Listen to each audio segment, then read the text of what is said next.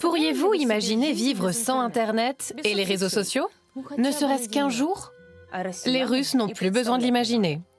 Chers députés de la Douma, vous avez bloqué YouTube.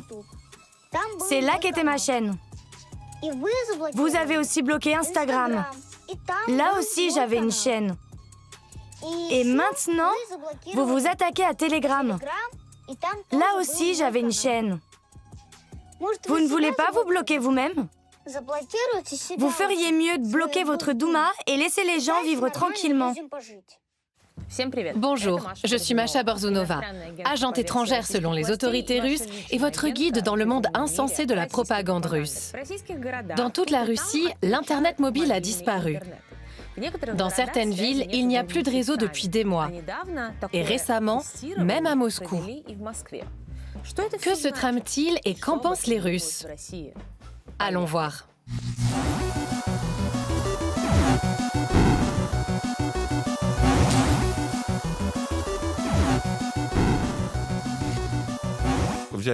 Ils n'arriveront jamais à tout démanteler. Tout le monde a besoin des technologies numériques. On ne peut pas se contenter d'un Internet russe fermé. On doit réaliser des paiements à l'étranger. Il y aura toujours des failles. Ce serait mieux qu'ils se contentent de nous voler. Ça fait peur de se dire que ces gens, avec leurs petites mains tordues et leur conception archaïque de la société, écrivent des lois, gèrent l'éducation et la culture et réforment la médecine. Beaucoup de mes connaissances qui travaillent dans le secteur des technologies envisagent sérieusement de quitter la Russie. Devinez qui sont les auteurs de ces citations? Des opposants exilés à l'étranger? Des journalistes indépendants? Et non. Ce sont des blogueurs militaires qui commentent les limitations d'Internet adoptées en Russie et qui tentent de deviner quel modèle aura choisi le pouvoir. Celui de la Corée du Nord? De la Chine ou encore de l'Iran? Ils espèrent qu'on n'en est pas là. Il n'y a pas de quoi s'inquiéter. Moi, je ne m'en fais pas. S'ils en arrivent là, ça voudra dire que le pays est foutu et que le gouvernement a perdu la tête. Nous vous l'avions déjà raconté. Depuis le début de la guerre, les plateformes jugées indésirables comme Instagram, Twitter et YouTube sont ralenties, voire bloquées. Le pouvoir tente de bâillonner toutes les plateformes où les Russes pourraient entendre des voix ennemies, c'est-à-dire les vôtres. Apparemment, Poutine voudrait que les Russes vivent comme lui. Il l'a admis lui-même. Vladimir Vladimirovitch n'est pas l'internaute le plus chevronné. Vous vous servez d'Internet? De manière très rudimentaire. Parfois, j'appuie sur des boutons pour regarder quelque chose. Les restrictions ont pris une dimension inédite. Les coupures de réseau ont commencé à frapper les villes russes l'an dernier, mais cette année, elles ont atteint Moscou. Jusqu'à aujourd'hui, je vivais avec la certitude stupide, naïve et puérile que j'étais intelligent, moderne et que je pouvais être fier de moi. Je me disais que si j'avais un VPN sur mon téléphone, tant que ce n'est pas interdit, toutes ces restrictions me passeraient au-dessus. Rien à faire. Je ne suis pas concerné. Les autorités réagissent par le silence ou invoquent des raisons de sécurité. C'est pour votre bien. C'est pour compliquer les attaques de drones, etc. Durant ces coupures, les Russes sont censés avoir accès aux sites inscrits sur des listes blanches, approuvées par les autorités. Pour être tout à fait clair, le terme de liste blanche, pour une personne comme moi qui est devenue adulte dans les années 1990, ça veut tout simplement dire qu'Internet est éteint. Vous voyez bien, même les propagandistes ne sont pas convaincus par les justifications. Je ne dis pas que cette situation me déplaît, mais ce serait légitime. Je suis né en 1969, j'ai connu le pouvoir soviétique. Donc, quand on m'apprend à aimer mon pays à coups de sonde anale, tout ce que je ressens, c'est des poussées de mauvaise humeur. Et je crains que toutes les personnes de ma génération ne ressentent la même chose. Et la blague la plus populaire parmi les Russes, c'est qu'ils comptent déménager dans un pays plus libre, la Biélorussie. Même la dictature voisine semble plus attrayante que la Russie qui se referme de plus en plus. Beaucoup cherchent à déménager en Biélorussie. Certains accusent Poutine, voire tous nos fonctionnaires dans les administrations qui ne savent pas se servir d'Internet. À l'occasion de sa visite officielle chez Poutine, le Premier ministre arménien Nikol Pachinian a décidé de le troller en vantant la liberté qui règne dans son pays. Chez nous, les réseaux sociaux sont libres à 100%. Il n'y a absolument aucune restriction. Alors que même les partisans du pouvoir se plaignent en ligne, la propagande tente de convaincre les Russes qu'ils peuvent très bien se passer d'Internet. Voici un excellent commentaire laissé par Sergueï. YouTube et les autres plateformes occidentales étaient chronophages. Désormais, j'ai plus de temps pour me promener, pour lire, je dors mieux. Et il s'est remis au sport. Bravo, quel bel exemple. Et voici une petite chanson pour enfants qui est passée dans un jeu télévisé.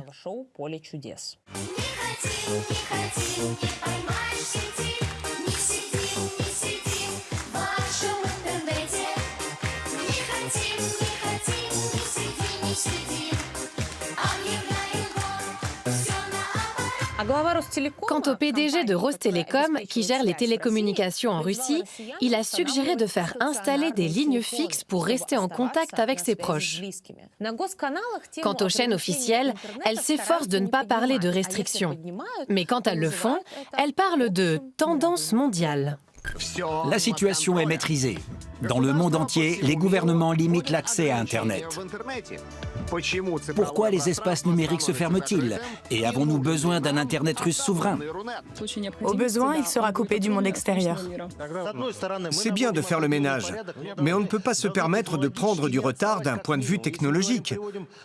Prenez la Chine et la Corée du Nord. Elles aussi, elles ont instauré ces limitations. Prenons l'exemple de la Chine. À mon avis, ce n'est pas un pays libre. Vous pensez que les Chinois sont malheureux? Vous y êtes allé? Moi, je pense que les Chinois sont ravis. Autant que les Coréens du Nord et les Iraniens. Et si quelqu'un ose parler de censure, on lui répond « ce n'est pas de la censure, c'est notre indépendance ». Si on doit sacrifier une partie ou toute notre liberté au nom de la sécurité, il n'y aura ni liberté ni sécurité. C'est de la manipulation. Vous répandez les discours des progressistes. Je pense qu'il s'agit de choses différentes. La souveraineté veut dire que nous sommes capables d'assurer le fonctionnement technique de nos infrastructures. Après tout, le gouvernement a le droit de faire appel à la censure s'il juge que la situation l'exige. Il doit maîtriser l'appareil de censure et le déployer lors des conflits, par exemple. C'est absolument indispensable. Voilà comment les Russes seront protégés de l'influence des services secrets étrangers et des provocateurs. En cas d'urgence, pour que les voix ennemies n'influencent pas l'opinion publique, les Russes seront confinés à un Internet douillet et sécurisé. La peur déforme la réalité. Par manque d'informations, l'internaute lambda pense qu'on cherche à le restreindre. Les services secrets étrangers tentent d'exploiter les faiblesses de nos concitoyens avec des campagnes de désinformation. Ils nous font croire qu'on nous enlève tout. Mais c'est l'inverse. On nous offre un Internet complet et rapide. On a accès à nos services locaux, qui sont d'ailleurs bien meilleurs que certaines alternatives étrangères. Durant l'émission, un sondage a été organisé. Il a attiré plus de participants que d'habitude et la majorité a voté contre les blocages et les restrictions. Les animateurs ont alors crié à la manipulation. Et voilà pourquoi des mesures de protection sont nécessaires. Si vous êtes fidèle à notre émission, vous savez qu'il y a généralement 20 000 votes.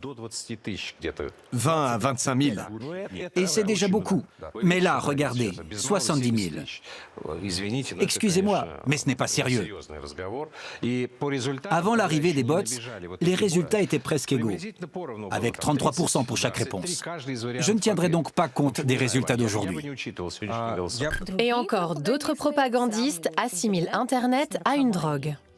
J'entends qu'il ne faut rien limiter ni interdire, mais excusez-moi, tout le monde sait très bien qu'Internet est devenu une drogue pour beaucoup de gens. Il les abrutit, comme une drogue. Et si on arrêtait d'interdire la drogue? Non, on l'interdit. Est-ce qu'on la combat? Oui. Comment on traite les trafiquants? On les met en prison. S'ils résistent à l'arrestation, on ouvre le feu sur eux. Est-ce qu'on retire quelque chose d'indispensable? Non. On peut très bien vivre sans Internet et sans réseau mobile. Ils ont aussi des confrères qui prétendent qu'Internet et les réseaux sociaux sont des pièges posés par le diable.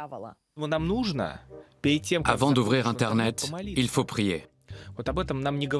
On n'y pense pas, mais il faut dire « Seigneur, viens à mon aide. Je m'apprête à aller sur Internet.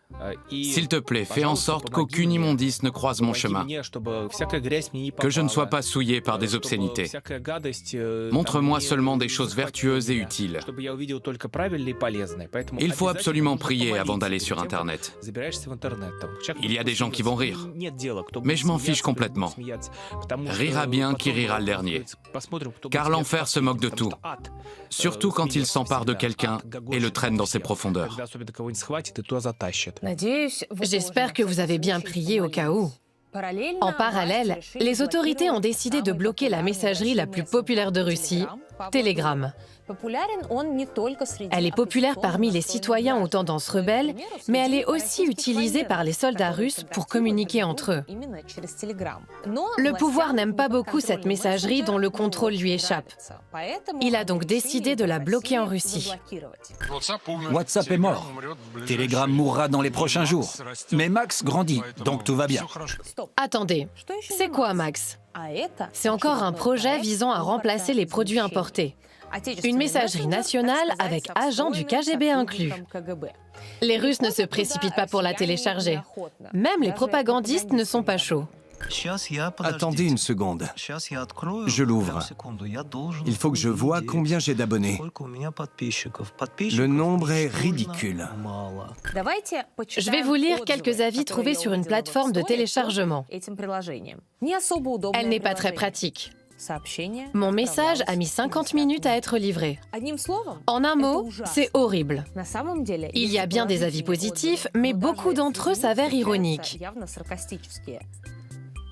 J'entends toujours le souffle du camarade-major. Je me sens en sécurité.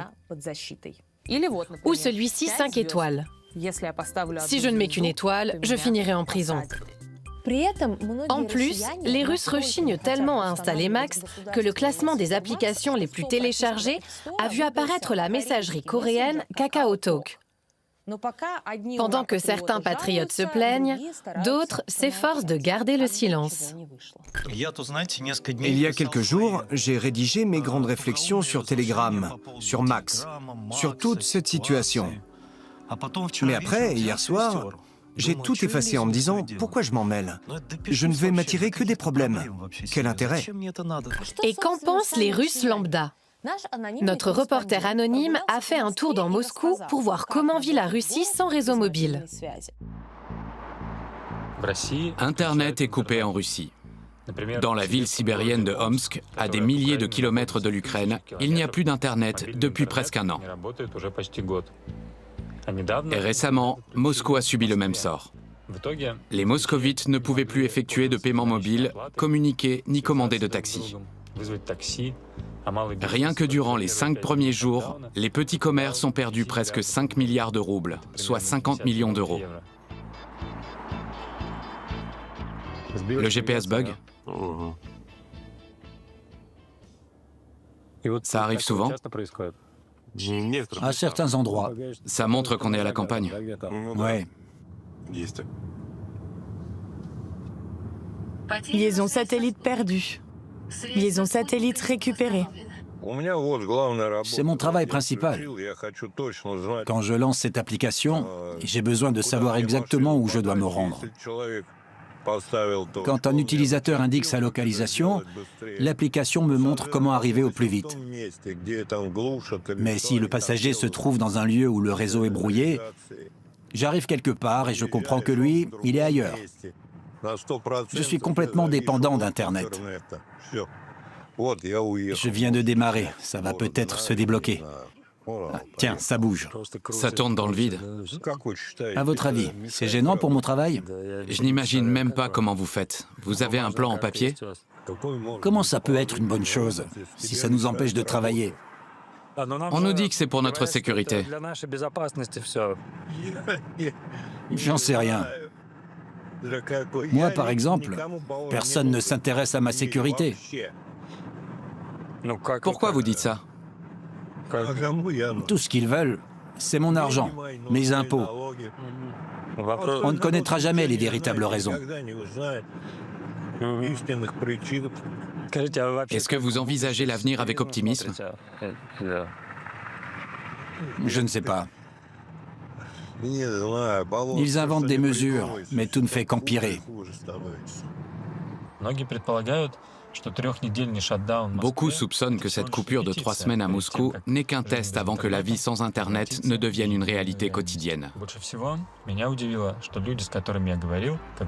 Moi, ce qui m'a le plus surpris, c'est que les gens à qui j'ai parlé ne semblaient pas du tout choqués. Ils sont tellement habitués à voir leurs droits diminuer sans pouvoir résister ou exprimer leur désaccord que ces restrictions ne leur apparaissent pas comme anormales. C'est bizarre. Mais si c'est lié à des questions de sécurité, d'accord, on peut faire avec. Mais on aimerait bien des explications. À votre avis, c'est vraiment une question de sécurité? Je ne sais pas quoi en penser. Dans le centre de Moscou, on était complètement injoignable. J'ai passé une commande et le livreur n'a pas pu me trouver. Je me disais que c'était fini, qu'on n'aurait plus que l'Internet de l'État. Vous seriez prête à ce qu'Internet soit coupé et qu'il ne reste que les sites de la liste blanche? Psychologiquement, non. Mais si on en arrive là, personne ne nous demandera notre avis. Je ne suis pas très dépendante d'Internet. J'en ai besoin pour travailler, évidemment. Et c'est bien pratique dans la vie quotidienne. Mais sinon, je me passe très bien de mon téléphone. Je voudrais qu'Internet soit un espace de liberté. Comment on va faire maintenant qu'on a pris l'habitude de chercher des informations en ligne? On sera obligé de ressortir les livres et les encyclopédies? On ne peut pas imaginer notre avenir sans Internet. Il est très important dans la vie des gens. S'il était complètement coupé, je ne sais pas comment on survivrait. Vous avez installé Max? Non, Pourquoi? ça ne me dit rien.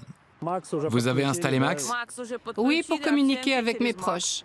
Qu'est-ce que vous en pensez? Max est mieux que Telegram. C'est vrai?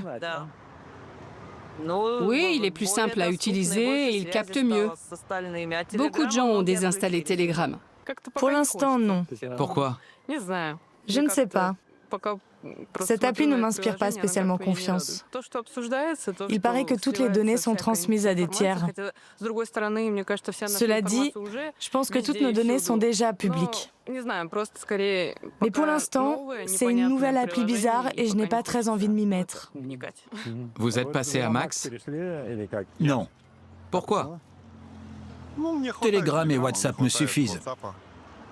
Mais Telegram va être bloqué. Vous êtes préparé? Je ne pense pas qu'ils y arriveront. Ils n'ont pas réussi à bloquer WhatsApp. Tout fonctionne. On trouvera des solutions s'ils les bloquent vraiment, mais ça m'étonnerait qu'ils y parviennent. On revient en arrière. On régresse. J'ai l'impression que ça arrive de manière cyclique. On s'en sortira. On peut mettre des boîtes de conserve dans tout Moscou et discuter comme ça.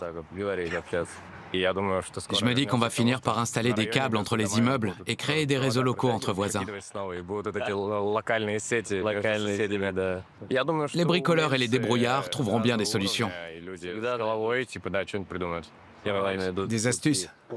Les Russes sont connus pour leur créativité. On contourne les blocages. On revient 20 ans en arrière. L'ère des GIFs sera de retour. On va s'envoyer des GIFs. Des MMS. Oui. Et on ressortira les beepers. Ouais, trop bien. Vous l'avez compris, rien ne peut miner l'optimisme des Russes. Si les autorités bloquent les distributeurs de croquettes pour chats automatiques, on pourra toujours passer ces appels via les robots aspirateurs. Mais vous et moi, on fera notre possible pour éviter les blocages et pour comprendre ce qu'il se passe en Russie, même si on essaie de nous le cacher. C'était Masha Borzunova. À bientôt.